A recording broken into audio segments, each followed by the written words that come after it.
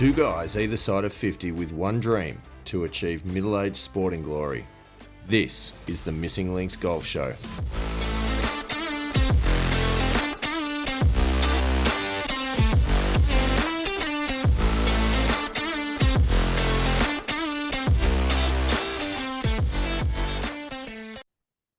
Andy Walker, welcome back. And I'd also like to say a very big welcome to the new look Missing Links Golf Studio. Golf Show Studio. Difficult to say. Looks fantastic. Yes, it does. I'm a massive fan. I love the 3D logos. I love the pictures. It's actually quite cozy in here, I have to admit. It is, isn't it? It's particularly Yeah. for a rainy day outside. It's a horrible Yeah. weather weekend here in Australia. When we're recording. But no, it looks fantastic. We will get some screenshots of this up on the Facebook group for the pilgrims to see. And I'd like to say a very big thank you to our friends at Chat GPT for helping put together the studio in the background. But looking good. It's a lot of fun. But here we are. Another episode, Andy Walker. Bit to talk about today. There's a lot to talk about. Lots happened over the past week.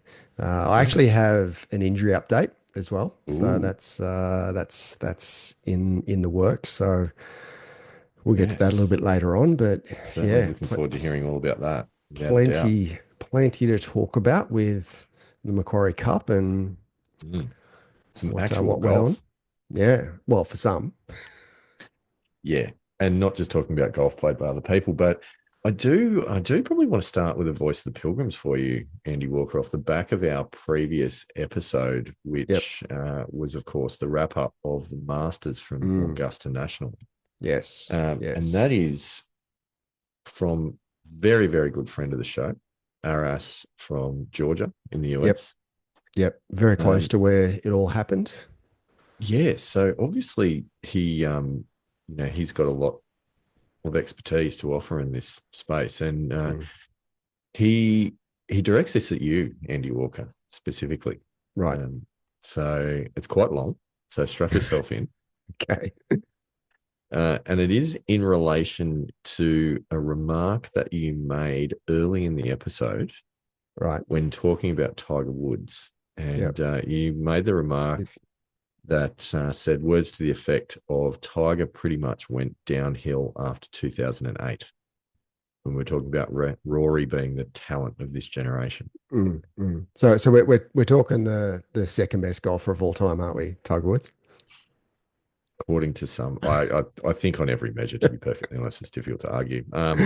Aras says this. He says, "Let me remind Mr. Andy Walker that in 2013, Tiger won the Farmers Insurance Open, the Arnold Palmer Invitational, the WGC Cadillac Championship, the Players Championship, and the WGC Bridgestone Invitational, and won Player of the Year.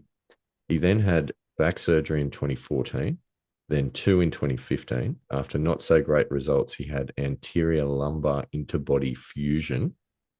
There you go. Right. Yep. Procedure was performed in April 2017. Then in 2018, he came in second at the PGA Championship, then tied for sixth at the Open, then won the Tour Championship for his 80th career win. Tiger then won the 2019 Masters. Aras says, "I would disagree with Mr. Andy Walker and state that Tiger got derailed by his car accident after the Genesis.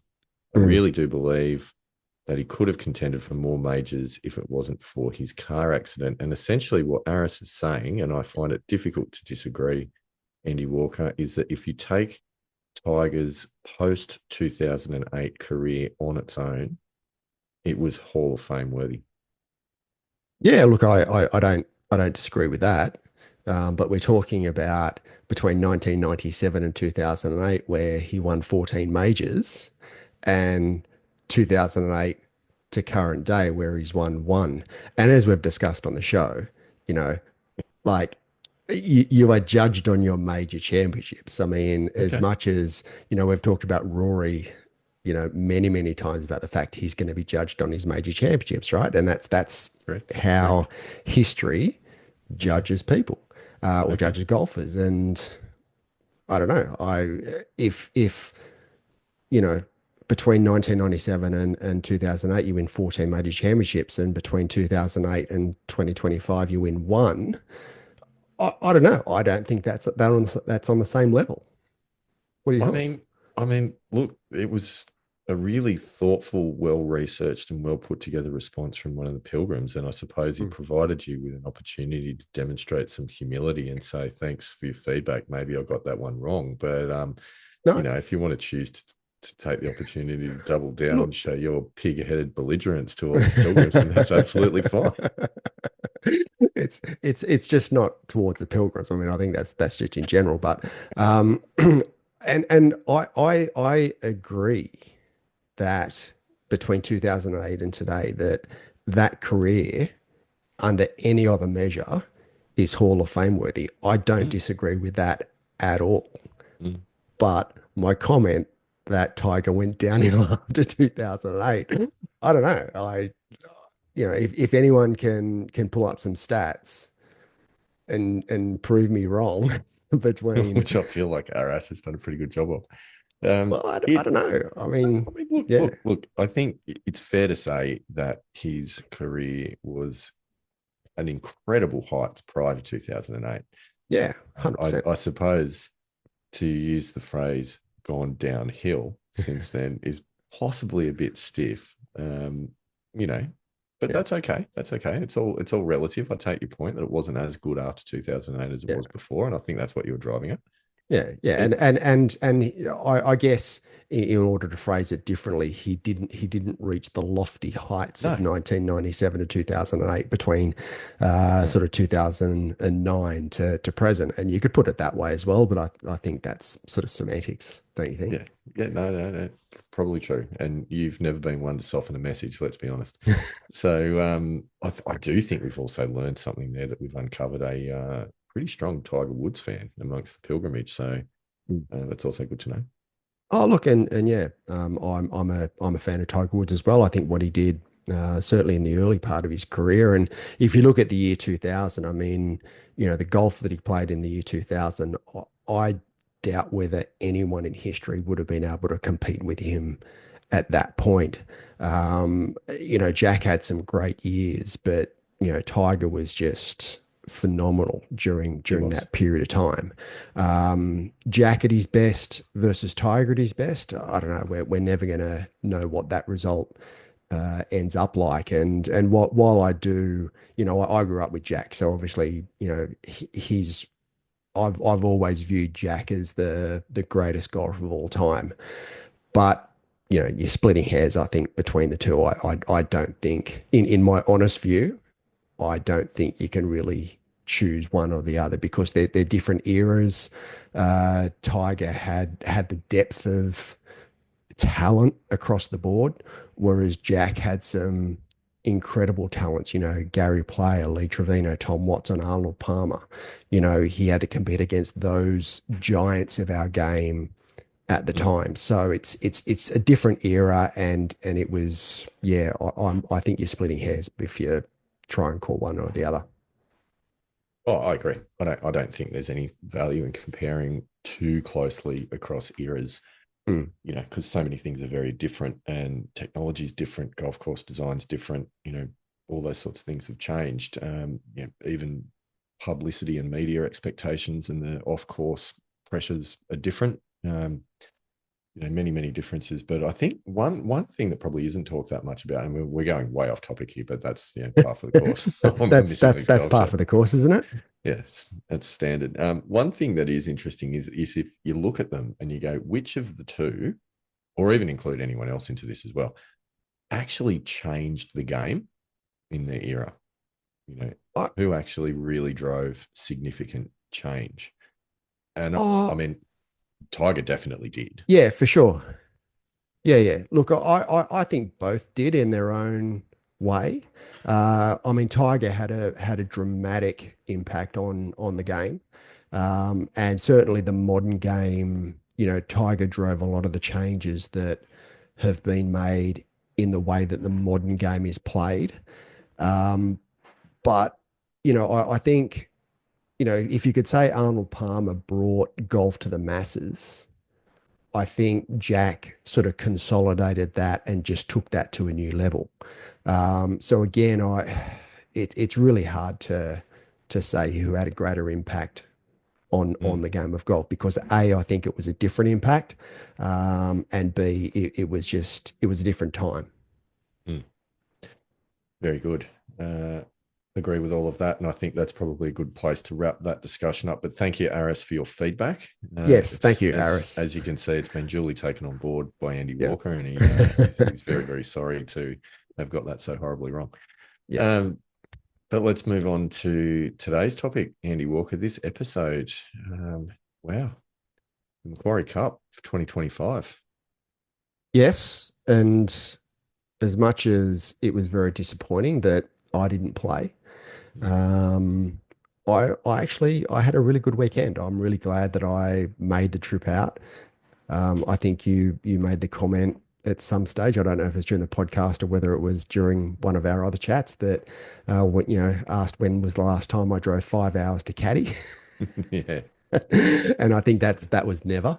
yeah. But look, it was a really good weekend. I had a great time and learned a lot about your game. Learned a Mm, lot about and we'll get into it. But there were some sort of skills I think that I didn't really give myself credit for. That I sort of found myself going, you know what, you're actually pretty good in this area. So as we get along, we'll get into we'll that. discuss that.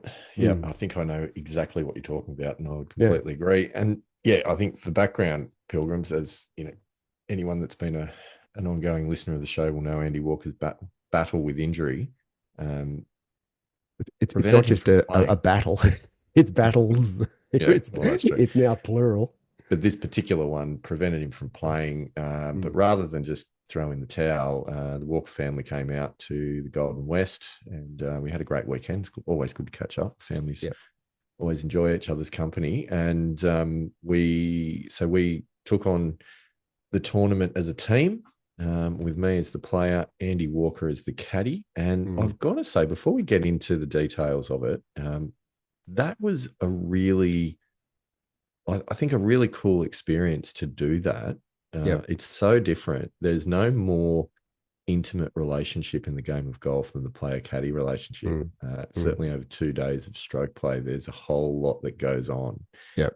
A lot of interesting conversations around the course. And I think, as much as anything, it really gave us a very strong insight into each other's approach to the game as well. Yep. Mm, And some of the strategic decisions that we talk through, which we'll obviously get to. mm. But I think it was a really, for me anyway, it was a really good learning experience as much as it was a whole lot of fun. Yeah. So Yeah. yeah, And there's a lot. I agree with all of that. It was very difficult for me, and I know this is hard to believe. It was really difficult for me to give up control to a You certain reckon? extent. Rather than being in the driver's seat, I was the navigator. Yeah, yeah. If you take the sort of rally driving analogy, so yeah, for me to just sit back and as you know, I observed for probably the first half a dozen holes, Mm. and then I started to get a bit more. No, no, Bit lippy. this is what we're doing. So, and look, there was a lot of discussion and collaboration there as well. But Yeah. as we got into it, I found myself becoming a bit more. No, no, I reckon we should do this, Yeah, which I well, I think think is healthy in a player caddy relationship. absolutely. Otherwise, you're just a spectator.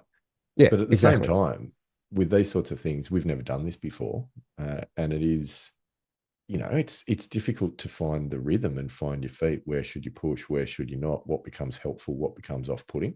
Mm, yep. So and I think I actually, to be honest, in fairness, I think we communicated our way pretty well through that. Mm. Yeah, yeah, And yeah, I think that worked quite well. And yeah, certainly by day two, I feel like there was a good rhythm in terms of how we're approaching yeah, decision yeah. making for the most part. Yeah, I Yeah. agree. And given that we actually didn't really discuss it too much before we We didn't discuss it uh at all. yeah, We yeah, discussed it in the jumped on. cart Yeah, driving to the we first we tee. did. We did. And I think given That's and look, probably lesson we've number one, actually. yeah. I mean, With look, viewers. we do obviously we've known each other for a long time and we've played together quite a bit. Mm, So we sort of have a bit of an understanding or a lot of an understanding of how each other works, but just not on that level, not on the player caddy level. So mm. yeah, driving to the first tee on day one. How do you want to approach this? I don't know. Yeah, Let's have a go and see what happens. yeah, yeah. So So it was quite interesting. it was a lot of fun. So look, shall we get into it, Andy Walker? Yeah, And I don't think the Pilgrims need a blow by blow, hole by hole description of 36 holes of stroke play. no, no. But I definitely Otherwise, it's going think, to be a 3 hour episode, and I don't yeah, think that's helpful yeah, to anyone. and bring your pillow. But I think what we might do is break down between days 1 and 2, starting obviously with day one, and have a look at maybe some of the highlights, some of the learning moments, some of the positives, some of the negatives, and kind of go from there. How do you feel about that? Yeah, let's do that. This is more of a conversation than we had about how we're going to approach the caddy player relationship for the round. So Absolutely. anyway, that's probably lesson number one. So I think, look, if I was to give day one an overview, um, I kind of thought about this a little bit afterwards. And on day one, so a stroke event, championship course set up, playing off the plates, tough pin positions, fast greens, Mm. all of that you would expect on a tournament day. So never going to be easy. I was playing off a handicap of 9 for the day. So around Royal Dubbo, which is a par 71 track. Yep. And day one, we finished with 83 off the Yep. stick for a net 74. So, look, I felt like that was a pretty decent round of golf. Mm. There were 2 double bogeys in it, which I'll get to in a minute. Yep. But I think the first thing that I wanted to do was kind of take a step back and look at a few positives out of the day. And the first one, I think, is my driver. I've felt Yeah. really good across the weekend off the tee Yep. with the driver. And I think the difference between that now and where that was 6 to 12 months ago is Oh, it's chalk and cheese. there's daylight in between. Mm. So that was really good. I thought on day one there were glimpses of putting improvement, even though I 3 putted the first hole and there were a couple of 3 putts, but Yeah, I I was think your struggling to get the speed speed. control. Yeah, I Yeah. was struggling to get the speed of the greens because they'd been very slow in the lead up to it. And excuse. But the new putter was absolutely getting the ball to the hole like it Yeah. never has before. So that Yep. was good. For me, the downsides, well, there were 2 doubles, which was a little bit disappointing. So one of them, which was on 18, so our ninth hole, because we started on the 10th. And that was after a really poor tee shot, par three, long par three, hit a 4 hybrid into the trees on the left, and that caused all sorts of problems. And then the other one was on 2, which was the 11th hole. And that was my drive missed left. And then we tried to bunt out from the Mm. trees and got one absolutely middle stump and ended straight Yep. back where we started Yep. from. So Yep. they were disappointing. But around that, I felt like there was some pretty decent golf that got played throughout the day. So anyway, that's sort of my overview. Yeah, yeah. Look, and I would agree with a lot of that. I was super impressed with your driving. In fact, I was a little bit jealous at different points, given how poor my driving has been in recent times. There are a couple of drives that you hit that I just went, That's just smoked." Like, Mm. you just couldn't hit it any better than that. And it wasn't just, a couple. I mean, there was probably, half a dozen drives. There were some good drives, but then there was about half a dozen where you just absolutely ripped Yep. the drive down the middle of the fairway. And I know that, well, before just about every shot, I asked you, where's your aim point, for your drive. And I was very careful not to get you to be too specific, because I know with our mental golf type sort of Mm. work, I know you work with an area rather than a specific point. So I work with a specific point. So I get really, uh, very, very specific with a point, whether it be a tree or, a part of the fairway that I want to land it. So yeah, before you hit your shot, I was asking, okay, where are where's your aim point? Where's your target? And yeah, there was probably five or six drives where you have absolutely smoked it straight into that area, which I Mm. was really, really impressed with. So I certainly think that was the biggest part of the or the best part of the weekend from your golf perspective. With your putting, yeah, I felt as though you were getting the ball, you were rolling the ball a lot better. But yeah, speed control and we talked about this after day one. You were over reading the greens, and I think this was a Yeah. little bit of that you were playing on slower greens. They were a little bit different from where you were in the lead up to the event. Because I was seeing different break to what you were. And I let you go for, as you know, for the first sort of half a dozen Mm. holes, and then I started sort of saying, "Hey, how about you aim it here?" And we started to actually we'll hold a couple putts, and then started to actually look like holding a lot more putts, which I thought was really really good. And I know also the one thing or a couple of things we sort of talked about when after the round one, and this came out on the second. We just talked about the second when you took double bogey because I saw a different shot to the one Mm. that you played, which would have been really good with a low running shot and would have got us up, maybe not on the green, but sort of within probably 30 or 40 yards of the green.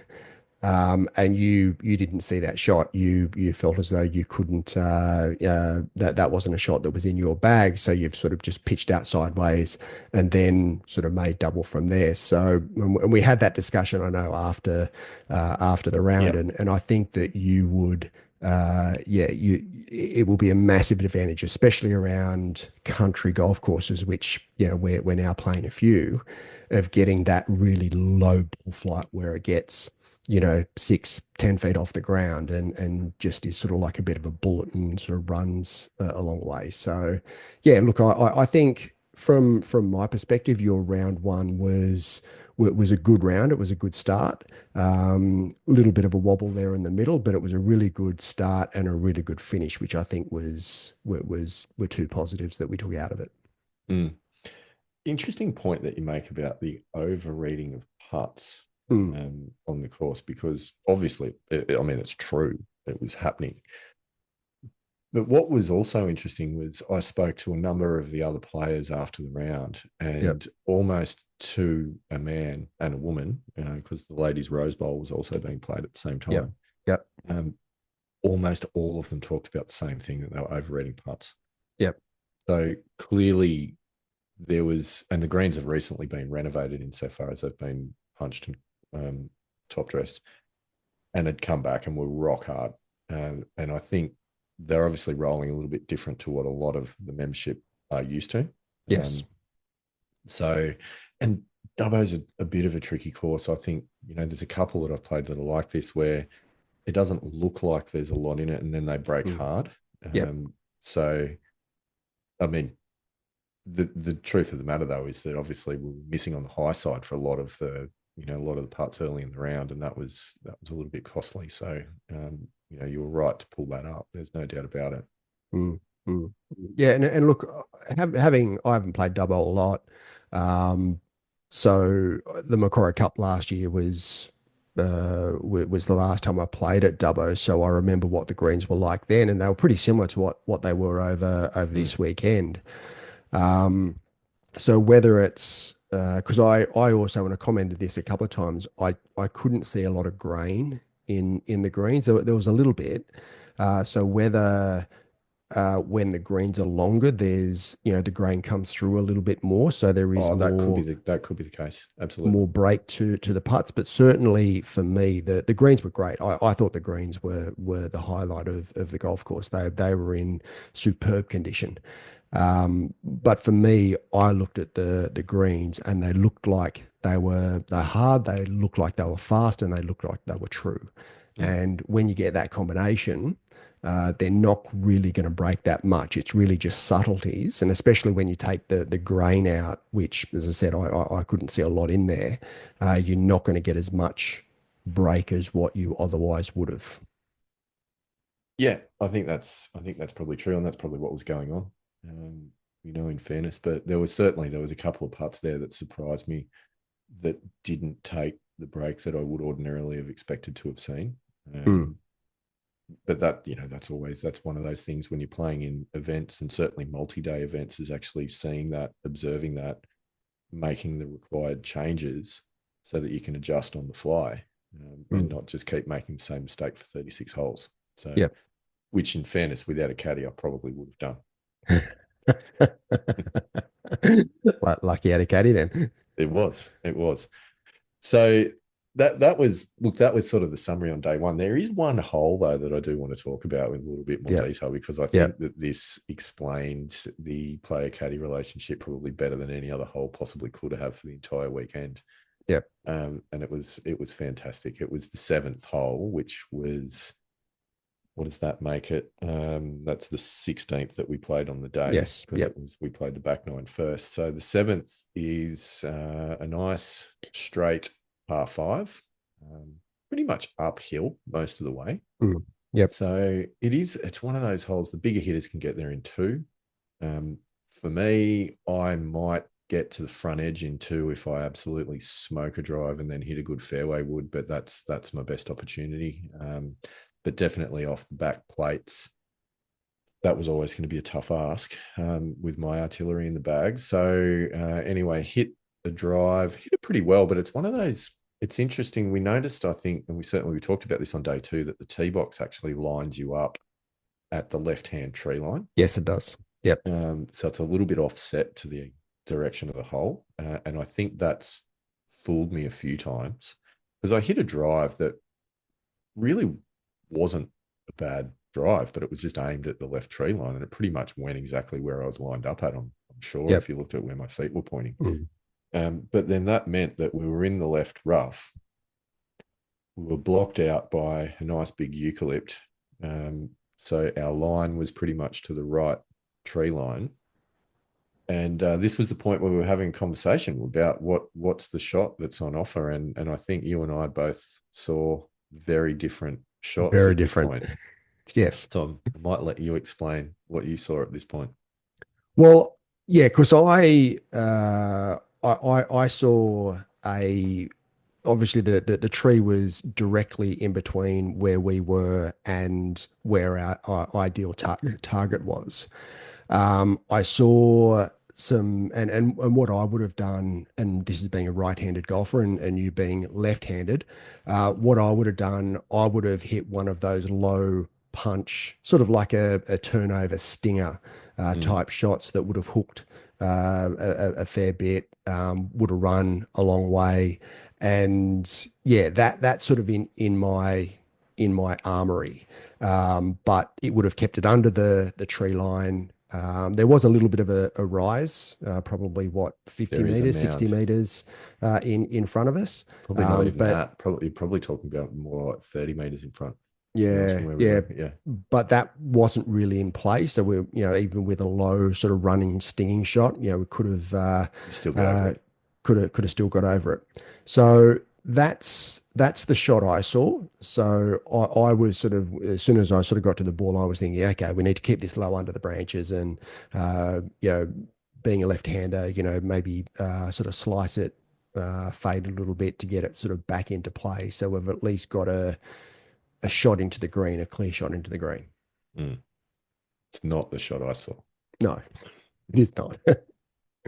So, because the other thing probably worth noting is the ball was probably sitting down just a little in the rough. So there's a little bit of Yeah. grass behind the ball. And I think your comment was there's no chance that you're going to put any side spin on this to move Mm. it, Yeah. right to left as you need to. And I looked at it and I thought, I disagree.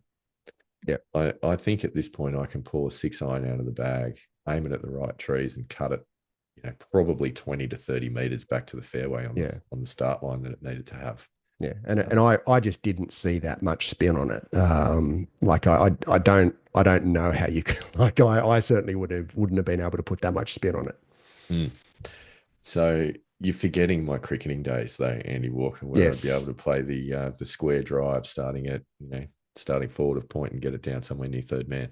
Yeah. But that was pretty much the swing. It was a big cutting swing. Yeah. Um, And it I was felt reasonably really, high too. yeah, yeah. Well, it was going to be when you're trying to hit a Yeah. big open face cut like that, Yeah. right? Yeah. Hard to keep that down. So I was thinking, go right of the tree, cut it around, and try and bend it back to the fairway, which I felt comfortable with. Yeah. And as soon as I stood there, I thought, no, this I've got this shot. I can play this shot. Yeah. This is what I want to hit. And I think you got the sense pretty quickly that I was pretty clear in the thought process. And at that Yeah. point, the caddy's job, you don't necessarily want to introduce doubt No. where it's not needed. And Mm. also, neither shot was a particularly easy shot to pull off. And knowing that I didn't really have that shot in the bag of punching a low one, that you're quite competent with. Having said that, though, if it was on the other side of the course and I had to hook it around like that, I probably would have done something similar to what Yeah. you're talking about. Yeah. Probably would have tried to put it back in the stance and keep it low under the branch. But in this direction, I thought, no, let's rip at this one and try and hit a Mm. big 30-meter cut. Yeah. And at this stage, because you were so adamant that you had that in the bag, mm, I wasn't happy about it. But no, I'm like, you know what? I trust you. You're pretty adamant that this you've got this, so happy for you to take the reins. yeah. And the funny thing is, I knew what you were thinking Yeah. because I could sense it out of every pore of your body. And at that point, I could have gone, oh, maybe I'll second guess myself. And is this the right thing? And I'll get super nervous on it. But I went, no, stuff you, Andy Walker. I'm going to show you that this is actually the right decision. So maybe you're not the only one that's completely belligerent in this relationship. Surprisingly. Anyway, cut a long story short, I think I needed to hit about a 30-meter cut on that shot. I probably cut it about 29 and a half meters. Yeah. Yeah. Just to the right edge, sort of maybe just into the right rough. But we were then a pretty good way up the fairway with a clear shot at a left pin. Yeah. Yeah. And And interestingly, we did have the conversation afterwards in the cart on the we way did, to our third shot, where we discussed that you had that shot in the bag and you knew you had that shot in the bag and you were adamant that you were going to hit this shot, and I said yep, and I was happy to trust you with it. I didn't want to sort of push it too far. And then I think I don't know what my exact words were, but they were something along the lines of, and I was happy to trust you with it because if it didn't come off, I would have been given the opportunity to tell you that you were wrong. yeah. I think you said exactly that. Quickly followed up though with a question when you said, "And now, how much do you trust me?" As we Exactly. started Yeah. talking about the third shot, Yeah. Yeah. Yeah. which was, what were we? We were about, I think we were about 125 out, slightly uphill, Yeah. Yeah. which I was ready to pull a 9-iron for Yeah. and put a Yeah. full So swing so on it. what did you see? What did you see with that shot? I just saw that as a straightforward 9-iron, straight to the Yeah. pin. Yeah, just it was a pretty good lie, sitting well. That's about my 9-iron number. Yeah. I was pretty happy with that, and that's what I would have done. Pulled Yeah. 9-iron and given it a crack. Yeah. Yeah. Yeah. Whereas there are a couple of things that I'd noticed in that your iron play wasn't particularly sharp in the first round. That's a nice way of putting I noticed that you were coming up short. Well, you came up short on just about every it. iron approach shot that you hit, and some of them like quite a bit short. It wasn't like you were on the front half of the green. There were a couple which landed short, just cause your ball striking was off. So Mm. I saw the shot. We were slightly uphill, slightly into the wind. I was looking at your yardages and sort of comparing, going through what had happened so far in the previous 15 holes. And, I I you hadn't made a birdie at that stage, and I thought that this is a really good opportunity to hit it back to the flag and make a good putt so that so we at least get a birdie on the card. So that's when I said, "How much do you trust me?" Mm. And the first look on your face was like, "Oh, Oh, I don't know." it depends what you're going to say. Yeah, yeah. And I If you went to the say something bag. I agree with, then I really trust you. If you say something I disagree with, then maybe not so much. Yeah, so I went to the bag and I grabbed an 8 iron.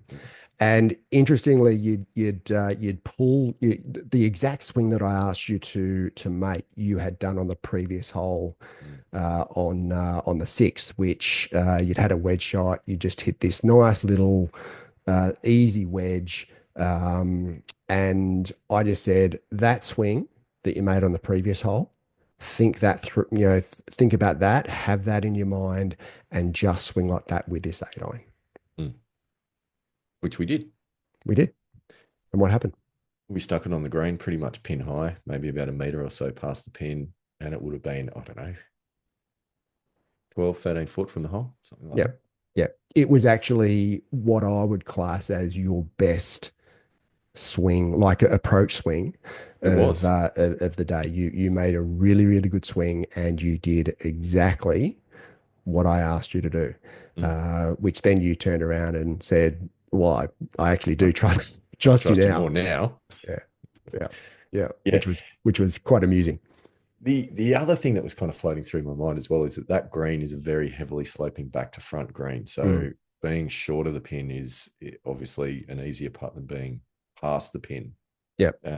So we didn't want to go long because on quick greens you can, and you saw it on day two actually Yeah. with one of our Yeah. playing partners that went Yeah. coast to coast from the back of the green all the way off the front. Mm. So, and Mm. that's easily done because once it gets past that pin, it was a center pin. So once it gets sort of that sort of front half, it drops away really sharply. Having Yep. said that, being down at the front, with that long uphill putt, well, you're no chance of a birdie from there. So Yeah. you did need to get up past halfway to Mm. sort of be on the same level, Yep. And a which couple of we your did. playing partners were down around They that were, area, and, they and were, they were difficult putts. As much as yeah, they were uphill putts, they were difficult yeah, putts yeah, from down there, and it was a good two putt. That's all you could yeah. really do. Whereas I felt as though where we were, was a really good birdie chance. It was a big breaking putt though, because we're kind of now coming across the break. So this is one of those interesting ones where I'd been over reading the break all day and had learnt that lesson because you told me, and then sort of went, oh well, I see this at foot and a half to 2 feet outside left. Yep. Um, and again, you disagreed, Andy Walker. Because we had to hit it at Yeah, dying speed. That was the we thing. did. Carrying any pace past the hole, and that was turning a 1 putt into a 3 putt pretty comfortably. So we had to hit Yes. it at dying speed. And obviously, you felt that 1.5 to 2 feet was probably not quite enough. Mm, yes, yeah, because again, that was one of the greens that I saw a bit of grain in. Right. As I said previously, I couldn't see a lot of grain in most of the greens, but that was one where I saw very definite grain, and I felt as though it was gonna die pretty hard to the right, especially as it lost speed, Mm, which is why sort of we sort of talked through that scenario. And you know, I think in that scenario, if as soon as you get below the hole with those really really big breaking putts, as soon as you get below the hole, it's gone. Like it's not mm. getting closer, it's getting further away, and it can get away rather Very rapidly. quickly. Yeah. So I saw that the break on that putt pretty clearly as soon as I looked behind it. I saw it pretty clearly. So yeah, that was sort of that fourth putt. I was pretty adamant that no, this is the line. And Pilgrims, it in fact was the line. Uh, and what I liked about that as well is that it demonstrated that, and we saw this a lot on day two, which we'll get to, but it demonstrated that I do actually have the ability to putt the ball on the line that I want to putt the ball on. Yes. Um, Particularly now, and I really do think that the putter fitting and the new putter has made the world of difference to my ability to do that, and certainly, to improve getting the ball to the hole. Because I was, my speed control was far, far worse, particularly coming up short consistently with the old putter. And I think what we learned through the process is I was fighting that setup the whole time Mm. because it Yep. was a face balanced rather than what is now I think 20 degrees toe hang on the new putter, and also obviously the weight. The other one was quite light. This is a very heavy Mm. putter, so Yeah, and that was that's one of the definitely made a things. difference. Yeah, that was one of the things that I noticed about the putter, and there's a lot of weight in the shaft of the putter as Yeah, well, it's weird. which I find really different. Yeah. It is weird, but it's just different. I reckon it would take me quite a while to get used to where the weight, because it's quite a heavy putter, which I know that, so Lab Golf, for instance, I know that their putters are actually very heavy, Mm. but I'm just not used to that sort of weight in a putter. So again, would love to go through that process as well of having a putter fitting, which I will at some stage. But having a heavy putter, yeah, I'm not sure how I feel about it. I'd probably have to spend some time to get used to it. The thing is, though, you might not end up with that. Like they Hmm. might do the numbers and say that that's not for you, Yeah. because that was all about straightening out the stroke for me Mm. and getting better tempo so that Yeah. it would take the hands out because Mm. the extra weight actually force you to be smoother. Yeah. So, and that was and it's worked. Like I don't think there's any doubt about that. So that was good. It was nice. It was nice to get put a birdie on the card. So yeah, and it was really interesting hole because I think we disagreed about every shot. Well, I don't know about the tee shot. I think sort of we didn't do. I didn't get sort of too much of a chance to Yeah, disagree with you on the tee shot, but certainly after your tee shot, it was yeah, that yeah, was classic. it was completely Yeah. different. What do you see here? But No, no, I don't see no, that. No. no. So So, but anyway, look, it was the only hole we made a birdie, and yeah, I think yeah, it was a good result, and it worked really well, and I think that really is how the player caddy relationship should work. It's an exchange of ideas, and when one or the other, is adamant that they see this, or that, as you did, I have this in the bag. I think that then to be able to let go of that control and to trust mm, is a really key ingredient to that relationship. yeah, that's right. And you know, as is always the case, we talk about this even when we're not in player caddy situation, but even when we're just playing normal rounds of golf. Like you, the two of us, and the same can be said for any group of golfers. You stand behind the ball, you don't see the same thing. You know, Mm. you don't see the same shots. You don't see the same hazards that you might miss to because your tendencies are different. Um, Yeah. and certainly the other thing that makes it a bit interesting as well is the right-handed, left-handed difference, which you would have to then be constantly translating in your Mm. mind of shot shapes and Yeah. where the issues lie, and obviously that shot was a good example because you're seeing that and you're going, I would have to hook this around the tree Yeah. really hard to pull that off, and that's a very different dynamic to cutting it around the tree as well, Yes. because the way that the ball's going to react and all the Mm. potential misses that could come into play, that's quite different. So I can absolutely understand why seeing the shots that you were seeing versus me seeing the shots that I'm seeing, and also our games are quite different. Mm. That there's going to be different tendencies and different things that you see, so it does make it a little bit tricky to try and figure out exactly what needs to be done. Yeah, for sure. Yeah, but that was day one. Oof, wow, exhausting. Look, I feel as though it was a good start, but I Mm. also felt that there was a bit to improve upon. And yeah, Yeah, I actually felt pretty confident going into day two that we could, make some progress and we could have a really good day. I agree. I was feeling pretty good, and I think obviously fire up the barbecue, a bit of time in the spa to Yep. that always helps. to rest up and recuperate. Obviously, got to rehydrate as well after a Of tough day course, out on the of course. course. So Bit of lubrication. took care of all of those elements, and then we got out for day two. And day two was a different feel. Obviously, day one we were fortunate to play with a couple of the Pilgrims, which Yep, was good. So shout out to Dave and Big K. It was a lot of fun getting around the course with it was. It the was. boys. But because they were playing in the Fairways Cup rather than the Macquarie Cup, which is for the I suppose easiest to describe the B and C grade elements. So you had to be in single digits to play Macquarie Cup. So they were both playing the Fairways Cup, which meant that day two, because it moves to seeded groups for the Macquarie Cup, that we weren't going to be playing with those guys. Mm.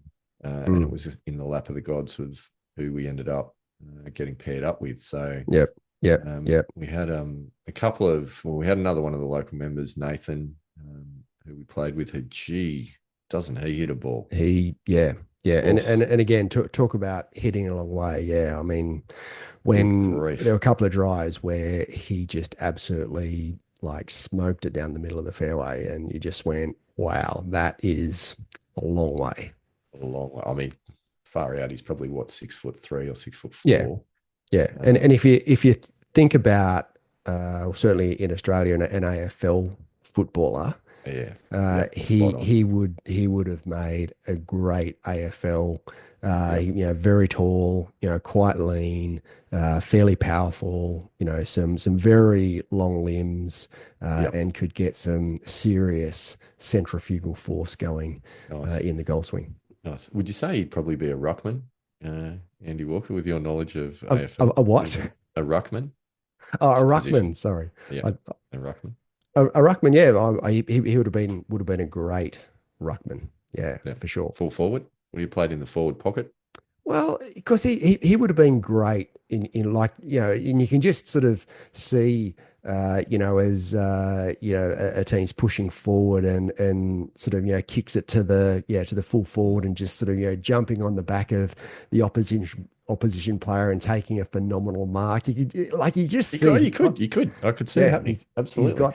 he's got that Yeah, body shape and that physique yeah, where yeah. he would get that going pretty easily. Now, Pilgrims. It's worth mentioning at this point that Andy and I are both from the great state of New South Wales, which is heavily tilted in favour of rugby league as our sport of choice. We just have this little conversation for the benefit of our Melbourne, Adelaide, and Perth Pilgrims, who all love their AFL. Well, interestingly, and I haven't mentioned this as yet, but I did Fascinatingly, play a season, intriguingly, intriguingly, yeah. I did play a season of AFL. What? Yeah, yeah, When? yeah. It was when it was about 1982 or 83, might have been even been earlier. It was when South Melbourne moved to Yeah, Sydney, and it was the first season of the Sydney yeah. Swans. The Bloods. So I played a season of AFL. I actually got to play like Little League AFL on the SCG during one of the Swans games. So, on that topic, something that you may not know about me, during our time working together, the early years of tourism career, Yep. I had a second job and I was working for the organisation that was doing the running the match day for the Sydney Swans home games. Yeah, So right. Okay. for a couple of years, I was there, marshalling those Mm. kids just like you that were going out Yep. for their kick around at halftime, Yep. bodyguarding Signatius the Swan as he was going Yep. around interacting with the crowd, Yep. doing the pre and post match press conferences and those sorts of things, sort of organising that gear. Yeah, so there you go. We both got some AFL credentials. You wouldn't know Yes. it. At the SCG. What Yep. a great Yep. great ground the SCG is. Quite enjoyed my time on there. Oh, and I think for every AFL fan out there, you'll wholeheartedly agree that the SCG is the greatest ground in AFL and the number one I, sporting I venue in I Australia. am sure that there's going to be some Voice of the Pilgrims feedback that's coming this week about that. There is, like, honestly, there is no better stadium of sport in this country, probably, or any other, than the Sydney Cricket Ground. Um, I think hands down there'll be no contest to that. Yep. Leave that there. Anyway, Excellent. showing.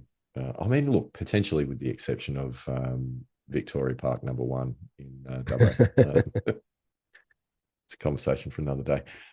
Anyway, so great to have a round of golf with Nath. Yep. It was fun, and also Angus was the other member of what Yes. turned out to be a 3-ball on the day.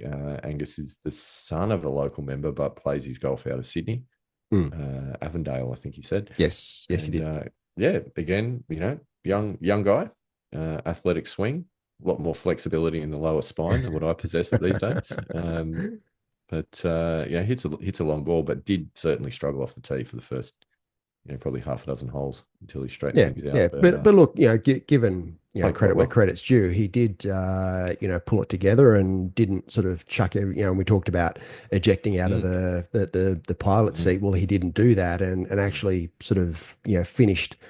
Well, I wouldn't say reasonably Finished. well, but he finished He a finished lot pretty well. better than what he started, which Yeah, give a bit of credit there because could have after his start could have very easily just gone, no, I'm yeah, done, yeah, but hung in there, which was great to see. yeah, and absolutely lovely bloke. Would happily have a round of golf with Angus again at any opportunity. So great to meet him and have a stroll around Royal Dubbo.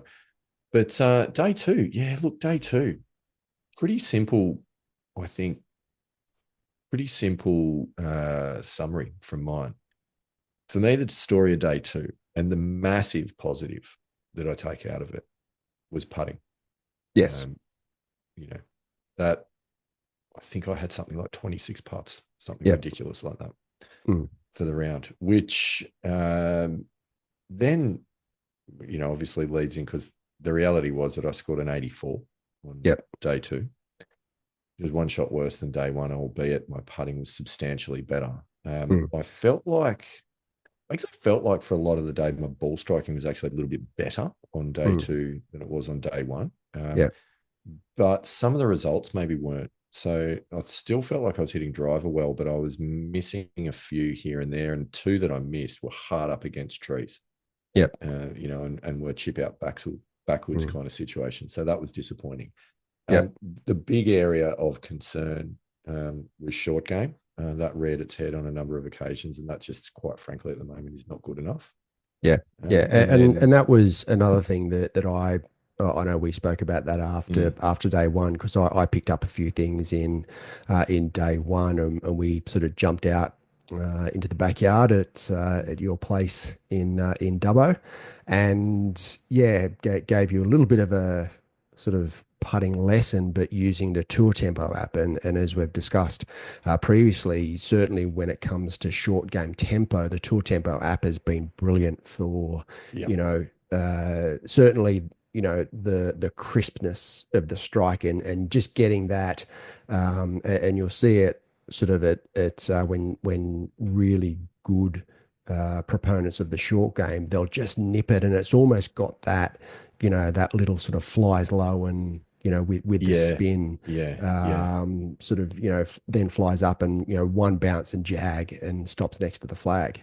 The Tour Tempo app for me, because I realized that I was decelerating on not by a lot, but just enough that it was certainly impacting the consistency of the ball and strike. that's And I 100% my issue. and No that I question. picked that up in round one. So we went out the back into the backyard and I put the Tour Tempo app on, the short game setting, and just got you to hit a couple of little pitch shots. And yeah, took you, 3 or 4 shots to get used to it. But then you started hitting these little crisp little pitch shots Mm. of 20, 30 yards. And I just went, that's it. That's what you need to be doing with your short game. So I certainly Yep. think that would be a significantly positive And investment that's for you. that's the big takeout, to be honest, from the weekend is to sort that out, because I just want to run through some strokes gained data for you Yep. from day two. Yep. So My strokes gain, this is against a scratch handicapper, of course, which is the benchmark that we now always go from. Strokes gained off the tee was minus 1.85, which I thought would be harsh. But Yeah. I can understand that because there were two shots that when I missed a fairway, I was hard Mm. up behind a tree. Yep. So they both cost a full shot. So I guess that's fair. Other than that, though, that sort of comes in at a roundabout scratch, aside from those two situations. Mm. Getting to approaches was minus 5.3. Yeah. Yeah. I'm Um, not surprised by that. it's probably fair. There was a couple that missed. Short game was minus 5.5. Oof. Yep. And look, when you look at it, um, on 16, there was two chunk chips. Yep. And yeah, that In fact, there was a double yeah, there double was. hit There was. There there. was. That was No, that there was wasn't. the It wasn't double hit because I didn't even hit the ball to start with. I only hit the earth, yeah which lifted like a bunker shot from the yeah fringe of the green. yeah yeah And then I hit the ball on the backswing and it went straight up in excellent the air and straight back down. It was so excellent bad. So anyway, so that was minus 5.56. Putting, yeah. Andy Walker. Where do you reckon putting finished? See, I reckon you would have. You'd have to be in positive with putting. I mean, you putted really well on day two. Plus 4.1. Wow. Wow. I was going to say plus two or, 2.5. I wouldn't have thought four, but like that, Plus that's a four. great effort. Yeah. That kept me in the game. Yeah. Yeah, for You know, sure. like the number of saves and, whether they were par saves or even a couple of double bogey saves, Yeah. pretty amazing. Yeah. And on that one, 16 was a case in point. But look, all in all, it was a good 15 holes, and then I finished double bogey, Yep. and that killed it. That hurt. Yeah. Um, Yeah. and I that felt, took some getting over. yeah, I felt on 15 when you hold the par putt at 15, Yeah, I thought that we were in the game to break 80. I we thought, were. we've got a par five, Yeah, which, I had a fair idea the pin was going to be in that sort of back yeah, it's left. nasty. It's a horrible Yeah, spot. it is that little level there that you've got nothing to work with. Yeah. So I knew it wasn't going to be an easy birdie, but I still thought that maybe we could. And then 17 and 18 are two fairly tough finishing holes, but I felt as though, that you were playing well enough to be, for Well, us to be able to squeeze out we'd a couple made of the pars out of it. we'd made par on 17 the day before. Yeah. Doubled 18 though from that horrible tee shot. Mm. Yeah. Um, but unfortunately, and look, obviously 16 was an own goal, from just horrible short game. Because you hit Seven, two great shots, like you I you know, you I know. your I drive smoked a drive, and then your fairway wood just five, short, yeah, fairway and then was like you smoked those two. flubbed a sand wedge, and then yeah, I don't know. I think I rotated the earth a couple of meters on that little attempted bump and run, but Yeah, yeah, that was an own goal, right? Like that was bad. But then sunk a 6-footer for double that it could have yeah, been a triple. So yeah, yeah, whatever. yeah, And then I felt though on 17, like I pushed the drive a little bit left towards the edge of the left tree mm, line. It wasn't horrible, and it wasn't cutting in. mm, It was just blocked straight. Look, we've hit the tree, obviously, and gone hard left about 30 yeah, meters into the tree line, like yeah, almost through the tree line out onto the 10th fairway. And that then was a straight sideways punch out, yeah. There, which, and I didn't mention it at the time, but there was a low running punch shot. but it was so That high risk. I saw it it, as well, but I just went yeah, two things. A, it was high risk. B, it's not a shot I've practiced. And yeah, even though we talked about yeah, it the day before, it was yeah. not the time to pull it out. Yeah, yeah, yeah. See, and that's where I struggle a bit with the just letting go, because that would have been my shot. Because I've got that shot in the bag, and that would have sort of got us down to around where sort of Nathan and Angus were, which would have been a Yeah. much easier third shot into the green. But yeah, I had to just let go and go, yep, that's your shot outside Oh, and West. it would have been one of those things you could have, and I knew you were thinking about it because I saw it as well. And it was also going to be one of those things like, I don't care how much you talk about this, I don't have that shot Yep. today. Yep. So it's a moot point. Yes. But Yep. unfortunately, what it meant was that playing 3, we were 200 meters out. Yes. And, that's always tough to Yeah. make it down in 3 from there, let alone 2. So we made it down in 4 and it was a double. 18 then finishing hole was interesting because again, it hit that squirty, horrible hybrid. Yep. The hybrid and I are having conversations at the moment about its future. So yes. stay tuned on that front. Yeah. But that was bad because the pin, so the green slopes hard left to right, and the pin was up on the left on the high side, hidden by 2 greenside bunkers. Yep. I was left of those bunkers, so chipping over the bunkers down the hill and far away. Yeah. Which you had no out of the chance of rough getting it and close. deep in the rough as well. So in my mind, I was thinking one very, very simple thought, particularly after chunking 2 wedges 2 holes ago.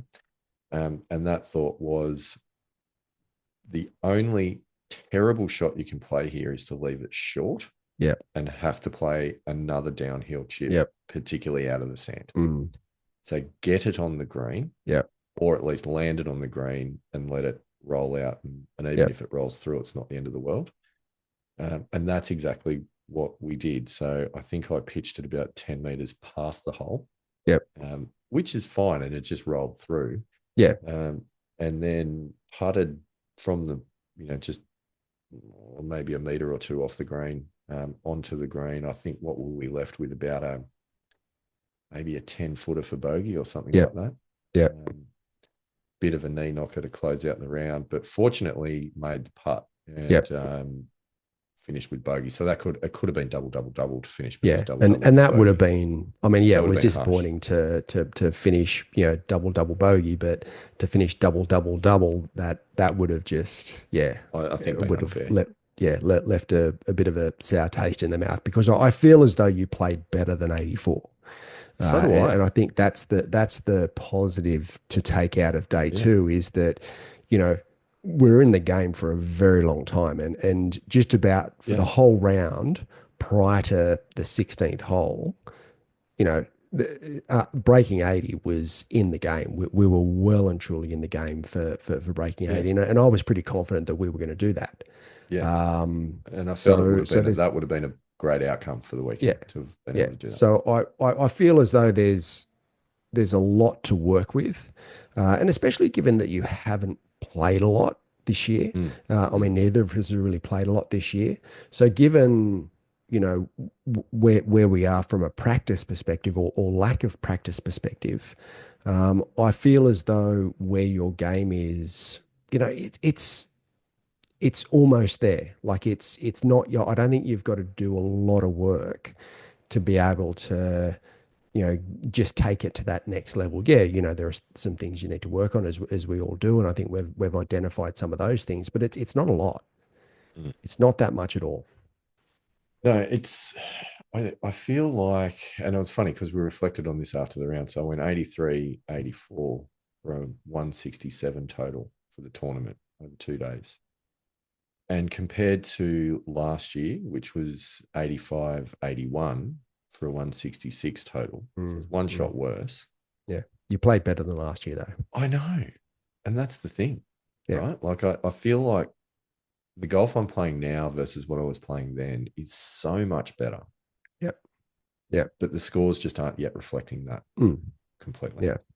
Yeah. And that's that, well, it's not really a glass ceiling and a glass floor of just getting to that next lower level.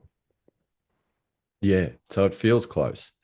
But I think, all things considered, the things that I take out of the weekend was really, I guess, no surprises. Like I know, and we've talked about this for some episodes now, I know the areas that I need to improve is getting, finding the center of the club face with my irons for approaches more regularly.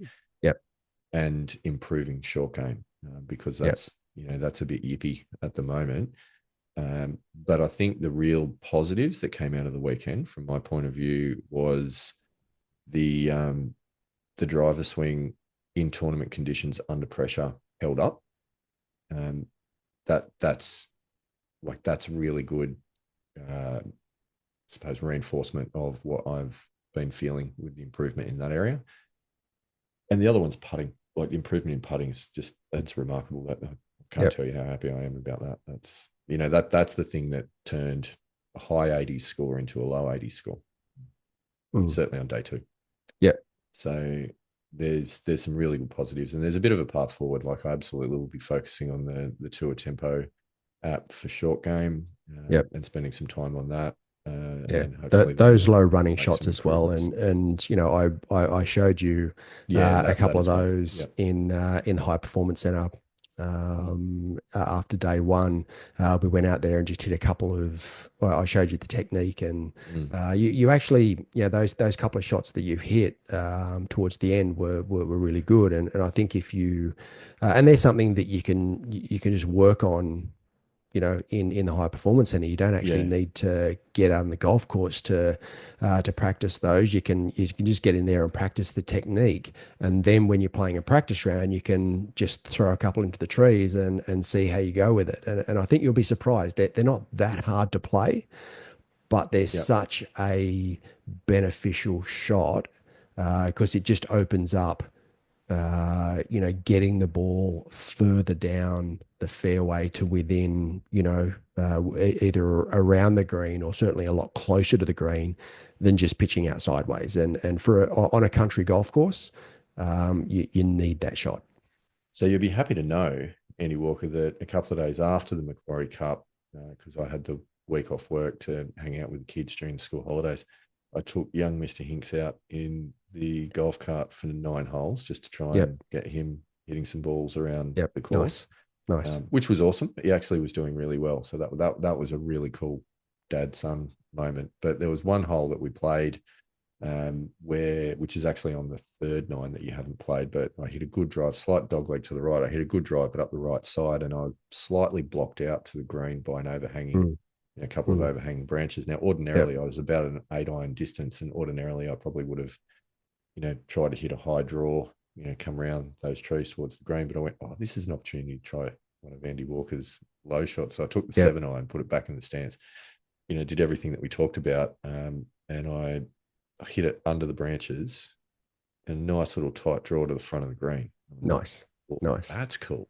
Yeah. And It's a that's a cool shot that little shot to have yeah, in your yeah. bag And because it went probably 15 meters off the ground the whole way, if yeah. that. Yeah. It was, See, yeah, it was that's really cool. also a shot that you need in a high wind as well. And that's where I learned to play it at New South Yeah. Wales when in my time in New South. But then it just comes into its own in another situation being when you're playing a tree line golf course. So Mm. it's definitely a very good shot to have in your bag to pull out strategically to just put yourself in a better position. Yeah, absolutely. Absolutely. Um, Yep. Now, mindful of time, Andy Walker, but there's a couple of topics that we do need to cover as well. So I think that's a pretty good wrap of the Macquarie Cup. So, firstly, thank you for caddying. It was a lot of Mm. fun. Yep. I Yep. enjoyed the experience, learned a lot. Yeah, yeah, yeah. And I certainly, and I alluded to this at the start. One of the things that I feel as though I got out of the 36 holes was my green reading ability. Now, I've never Yes. really put that much significance on. In fact, I've always thought that, it's probably an area that I need to work on and I need to improve. Um, and we talked about this afterwards in that, when I've picked the line, your putting stroke is so good that you're able to hit it on the line and Mm. obviously got some great results from it. So that says to me, it's not my green reading, it's actually my putting stroke that's not working. Yeah. Yeah. So even though I didn't play, I've actually taken a lot out, similar to, the strokes gain data, but Yeah. just digging into that detail a little bit more in that, yeah, maybe I've got a bit of a hidden talent there of reading greens really well, and I just need to work on the putting stroke. And once I get the ball on the line that I read, then, I'm going to have 20 putts every round. I love that you're viewing it so positively and that you've gone with that angle, because the other thing that it shows is that you clearly have been unable to hit the ball on the line. Yes, So, yes. and it also shows to me how bad my green reading's been to this point, because when I actually get the right line, I can hit it on that line. Well, But I think we're sort of two halves to a circle. Like it's we need to be a scramble team. I think that's yeah, the we do. answer. We do. I'll So, I'll I'll hit the tee shots, you hit the irons and the short game, and yep, then you read the greens and I'll putt. yep, At that yep, point, yep. we're The, a the scratch golfer. the thing we're going to struggle with is if ever you caddy for me and you've got to read the greens and I've got to putt, Yeah, we're just going to be no hope. we're screwed. Yeah. Yeah, So anyway, it was a fun weekend, but it it wasn't was. the only thing that was happening on that weekend, because that was also the playing of the Missing Links Masters for the green jacket. Yes, it was. Andy Walker, smallest field in the history of the Masters. So, Yep. but let's not focus on the asterisk. No. Let's focus on the golf that was played, and two really solid rounds of golf to see the 2025 Missing Links Masters champion and the green jacket going to the big man himself, Kerrod Purcell. Yeah. So great, Yeah. great And he work, played K. well, like a couple of great rounds of golf, and consecutively too. Like Mm, it's one thing to go out and have a one good round of golf, but to put mm, two in a row together, worthy champion, absolutely. even though he really could only get one arm in the jacket. That was fantastic. Pilgrims, the jacket is, I think it's best described as one size fits nobody. Yeah. Um, it's an obscure size jacket. It has very small and short sleeves and a bit of a generous waistline to it. Yeah.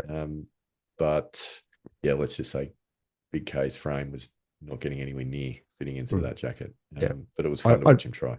Yeah, look, I sort of feel after, round one that he had one arm in the jacket. And then That's all that after could ever round get in there. two, he still had one arm in the Yeah. jacket. Yeah, no, he did well. So well done, Kay. Yeah, And well done, Kay. we'll definitely be putting some of those photos up on the Facebook page. So jump on board. Um, Andy Walker, I've got there's a couple of other things I do want to ask you about. Firstly, and very quickly, is the injury update.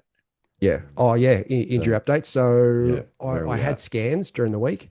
Mm, Haven't got the results of the scans yet. My doctor's back on the 29th of April.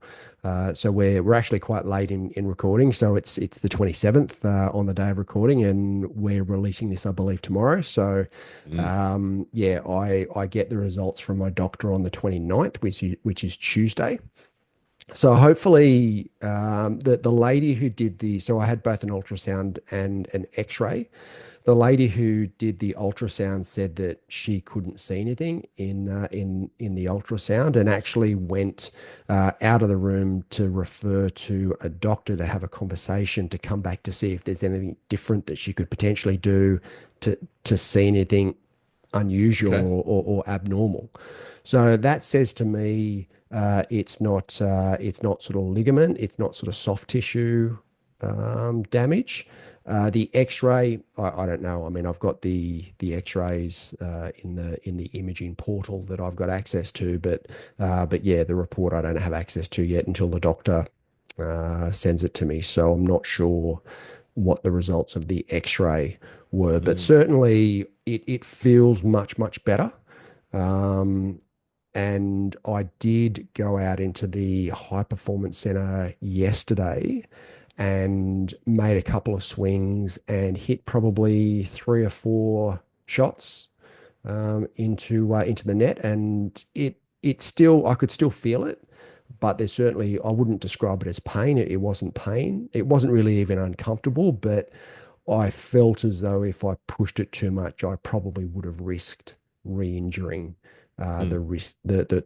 But the good thing is that I can swing without pain, even though I can sort of still feel that it's not 100%. So we're certainly in a better spot than what it was a few weeks back when I played those 5 holes in the local comp. But yeah, I'm not quite there yet, and certainly from a return to golf, return to practice, return to tournament play, I think I'm a few weeks off at least being able to practice solidly again, and that means it's probably looking to the end of April, sorry, the end of May, and I've got my eye on the Camden Seniors, which I played in and did well in last year. That's on the 26th of May.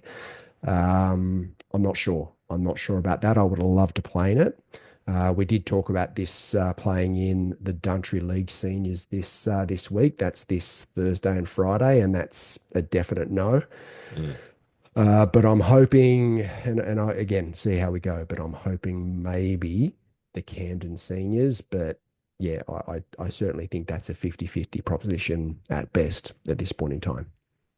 Yeah, fair enough. Well, the saga continues, I It suppose. does. It does. And I've got one other question for you, which is about it is about the tournament calendar, and it's about a tournament that I've been considering, and I'm just not sure what Mm. the best option is. I'm interested in your views, which is the New South Wales Mid Amateur Yep. in Tamworth in the first week of June. I've had a bit of a look at the entries, and it looks probably likely that I would qualify if I put an Yep. entry in. Yep.